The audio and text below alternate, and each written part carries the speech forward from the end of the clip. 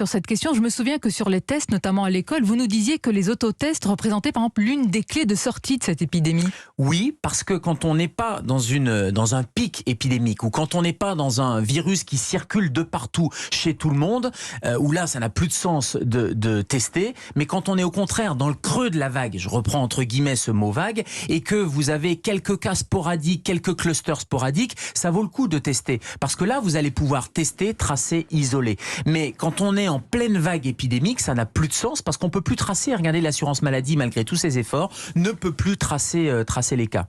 On entend derrière votre discours que ce qui vous interpelle, ce qui vous heurte, peut-être aussi, c'est l'argent dépensé pour ces tests. Et vous avez parlé d'emblée de l'hôpital qui pourrait être investi. Ce n'est pas comme ça les vases communicants, on va en parler quand même, ça pourrait être investi à l'hôpital. Bien sûr, 1,5 milliard de tests par mois. Oui, donc on voit mais bien quand les gens veulent se faire tester, docteur Kirszek, et vous le savez vous-même, vos patients le disent. Mais parce qu'on est dans une psychose. On a joué sur les peurs depuis des mois. Alors, ce qui a changé la donne aussi, c'est Omicron. Omicron, c'est pas la même épidémie. Donc, une doctrine qui était valable, testée, tracée, isolée avec un variant Delta ou avec la souche de Wuhan, n'est plus du tout d'actualité avec un virus qui s'est considérablement affaibli. Donc, il faut qu'on sorte de cette peur, il faut qu'on sorte de ce mode de gestion panique sur le plan politique, sur le plan médiatique.